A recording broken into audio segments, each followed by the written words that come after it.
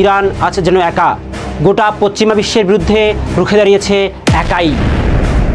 হামলা আর পাল্টা হামলায় ইরানের আকাশ ছুঁয়ে গেছে ধোঁয়ায়। বাট বাংলাদেশের গণমাধ্যম দেখাচ্ছে কি? ধ্বংসস্তূপে পরিণত হয়েছে তেল আবিবের মধ্যাঞ্চলের বিভিন্ন এলাকা। আসলে আপনি যা দেখতে চান ইসরায়েলের ধ্বংস, বাংলাদেশের গণমাধ্যম তাই দেখাচ্ছে মুখরোচক ভঙ্গিতে। কিন্তু আসল ঘটনা কি? পশ্চিমা বিশ্বের মিডিয়াগুলো কিভাবে তুলে ধরছে এই যুদ্ধকে? আর আরবের এতগুলো মুসলিম দেশ গেল কোথায়? ইরান কেনই একা?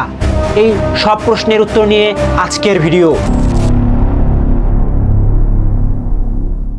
এই ভিডিওটি যখন তৈরি করছি তখন পর্যন্ত ইসরায়েলে মারা গেছে 24 জন মানুষ।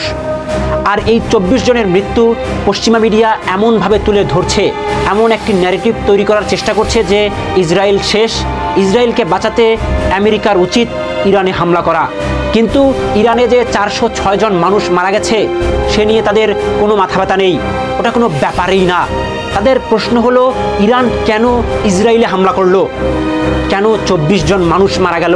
কিন্তু তারাই আবার কিছুদিন আগে ফিলিস্তিনে হামলা করে 55,000 মানুষকে হত্যা করেছে। এটা কোনো ব্যাপার না, মুসলিমদের জীবনের কোনো মূল্য হয় না। অপরদিকে ইসরায়েলের 24 জন মানুষের মৃত্যু তারা এমনভাবে তুলে ধরছে যে মানবতার ধ্বংস। শুরু করে দিয়েছে মায়াকান্না, আমেরিকায় পড়ে গেছে শোক। অপরদিকে ইরান একাই এক নিঃসঙ্গ যোদ্ধা, একাই লড়ছে আমেরিকা, ব্রিটিশ, ফ্রান্স আর ইসরায়েলের বিরুদ্ধে। আরব বিশ্ব নিন্দা জানিয়ে চুপ হয়ে গেছে, তাদের এইসবে কিছু যায় আসে না।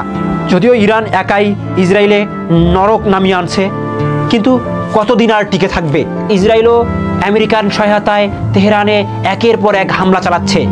মুহুর্মুহু মিসাইল হামলায় তেহরানের আকাশ ছুঁয়ে গেছে ধোঁয়ায়। হামলা চালিয়েছে ইসরায়েলের পরমাণু গবেষণা কেন্দ্রগুলোতে, হুমকি দিয়েছে আয়াতুল্লাহ খোমেনিকে মারার। কিন্তু তারা হয়তো জানে না মুসলিমদের একজন সেনাপতি মারা গেলে পতাকা নিয়ে দাঁড়িয়ে যায় আর একজন সেনাপতি।